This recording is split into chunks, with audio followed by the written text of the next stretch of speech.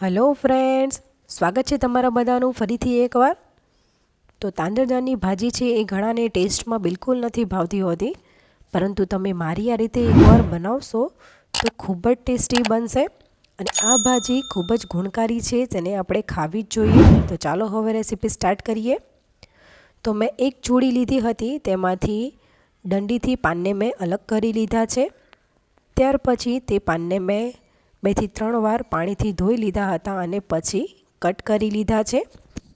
તો ચાલો હવે શાક બનાવવાનું સ્ટાર્ટ કરીએ. તો તેની માટે અહીંયા મેં ગેસ ઉપર એક પેન રાખી દીધું છે અને તેની અંદર 4 થી 5 ચમચી જેટલો મેં ચણાનો લોટ એડ કર્યો છે. ગેસની ફ્લેમ સ્લો કરી અને ચણાના લોટને શેકી લેવાનો છે.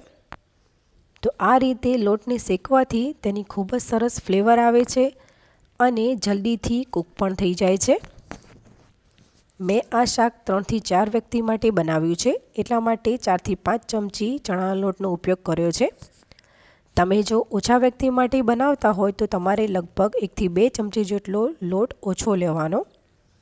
તો હવે અહીંયા લગભગ 4 થી 5 મિનિટ જેવો સમય થઈ ગયો છે અને તમે જોઈ શકો છો કે લોટ છે એ શેકાઈ ગયો છે, તેનો કલર પણ ચેન્જ થઈ ગયો છે. તો હવે તેને આપણે એક પ્લેટમાં ટ્રાન્સફર કરી લઈશું. તો ચાલો શાક બનાવવાનું સ્ટાર્ટ કરીએ.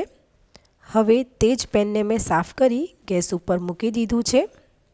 તો તેની માટે તેની અંદર 2 ચમચી જેટલું તેલ એડ કરી દઈશું. તેલને ગરમ થવા દઈશું. તેલ ગરમ થાય એટલે અડધી ચમચી જેટલી રાઈ એડ કરીશું અને અડધી ચમચી જેટલું જીરું એડ કરવાનું છે. બંનેને સ્પ્લટર થવા દઈશું. ત્યાર પછી એક લીલા મરચાં અને આદુની મેં પેસ્ટ કરી હતી, તેને પણ તેલની અંદર એડ કરી અને સાંતળી લઈશું. તો અહીંયા પેસ્ટ સંતળાઈ ગઈ છે. ત્યાર પછી અહીંયા મેં એક ટામેટાને કટ કરી અને એડ કર્યું છે. મેં દેશી ટામેટાનો ઉપયોગ કર્યો છે, જેથી કરીને શાકનો ટેસ્ટ ખૂબ જ સરસ આવે. મિક્સ કરી લેવાનું છે. આપણે અત્યારે ટામેટાને બહુ વધારે કૂક નથી કરવાના, કેમ કે ભાજી જ્યારે કૂક કરશું ત્યારે તે થઈ જશે. 1 મિનિટમાં તમે જોઈ શકો છો કે ટામેટા થોડાક સોફ્ટ થઈ ગયા છે. ત્યાર પછી આપણે જે ભાજી કટ કરીને રાખી હતી તે બધી જ તેની અંદર એડ કરી દેવાની છે અને પછી મિક્સ કરી લેવાનું છે. આ ભાજી ખૂબ જ ગુણકારી છે, કેમ કે તેની અંદર સારું એવું proteins, vitamins, nutrients, fibres, antioxidant અને ફાઇટોન્યુટ્રિયન્ટ્સ હોય છે, જે આપણા સ્વાસ્થ્ય માટે ખૂબ જ લાભદાયી છે. આ ભાજીની અંદર ખૂબ જ ઓછી કેલરી હોય છે, જેથી કરીને વેઇટ લોસ કરવામાં પણ ખૂબ જ ઉપયોગી છે.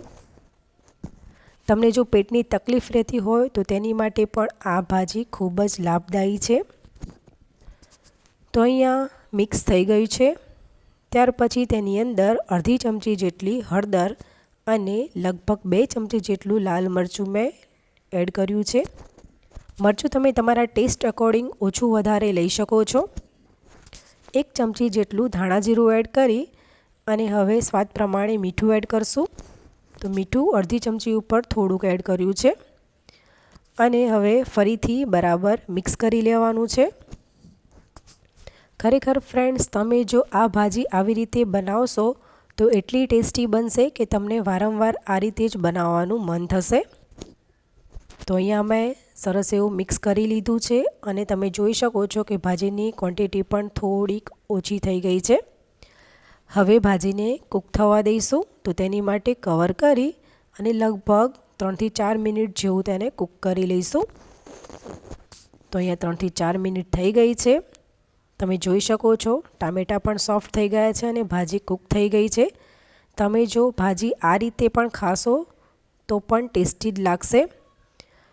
બરાબર મિક્સ થઈ ગયું છે, પરંતુ ઘણાને એકલી ભાજીનો ટેસ્ટ એટલો ભાવતો નથી હોતો, તો તેની માટે થઈને હવે તેની અંદર અડધા કપ જેટલું પાણી એડ કરી દઈશું. મિક્સ કરી લઈશું. પાણી એડ કર્યા પછી હવે તેની અંદર એક બોઇલ આવવા દેવાનો છે.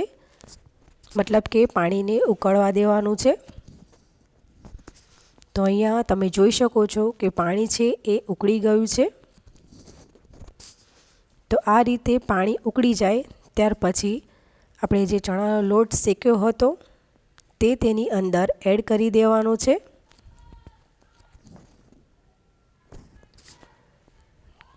ત્યાર પછી બરાબર મિક્સ કરી લઈશું।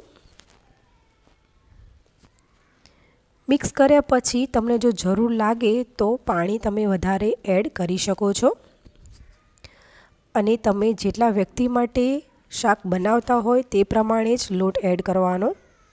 તો અહીંયા મિક્સ થઈ ગયું છે, પરંતુ તમે જોઈ શકો છો કે આ થોડુંક ઘટ છે। તો તેની માટે હું અત્યારે લગભગ 4 થી 5 ચમચી જેટલું પાણી અંદર એડ કરી રહી છું। તમારે શાકમાં જે પ્રમાણે ગ્રેવી જોઈતી હોય તે પ્રમાણે પાણી એડ કરી શકો છો। તો ફરીથી સરસ એવું મેં મિક્સ કરી લીધું છે। ત્યાર પછી તેની અંદર મેં અડધી ચમચી જેટલી ખાંડ એડ કરી છે અને તેની ઉપર લગભગ અડધા લીંબુનો રસ એડ કરી દઈશું। તમને જો સ્વીટ ટેસ્ટ ન ભાવતો હોય તો તમે ખાંડને સ્કીપ પણ કરી શકો છો। ફરીથી બરાબર મિક્સ કરી લેવાનું છે। ત્યાર પછી શાકનો ટેસ્ટ વધારવા માટે મેં લગભગ અડધી ચમચી જેટલો ગરમ મસાલો અંદર એડ કર્યો છે અને ફરીથી બરાબર મિક્સ કરી લઈશું। ત્યાર પછી હવે આપણે તેને થોડીક વાર કૂક થવા દેવાનું છે। તો કવર કરી અને લગભગ 3 થી 4 મિનિટ જેટલું તેને કૂક કરી લઈશું। તો અહીંયા 3 થી 4 મિનિટ થઈ ગઈ છે। ખોલીને ચેક કરશું, તમે જોઈ શકો છો કે એકદમ ટેસ્ટી એવી આ ભાજી રેડી થઈ ગઈ છે। તો ચાલો હવે ગેસની ફ્લેમ બંધ કરી તેને સર્વ કરી લઈએ। તો અહીંયા મેં તેને એક બાઉલમાં સર્વ કરી લીધું છે। તો ફ્રેન્ડ્સ, તમે પણ જો આ રીતે આ ભાજી બનાવશો તો ખૂબ જ ટેસ્ટી બનશે અને તમને વારંવાર આ રીતે જ બનાવવાનું મન થશે। તો ફ્રેન્ડ્સ, તમને જો મારી રેસીપી ગમી હોય તો લાઈક કરજો, ફ્રેન્ડ્સ અને ફેમિલીમાં શેર કરજો અને સબસ્ક્રાઈબ કરી બેલ આઇકન જરૂરથી પ્રેસ કરજો જેથી કરીને નોટિફિકેશન મળતી રહે। ચાલો ફરી મળીશું, આવજો।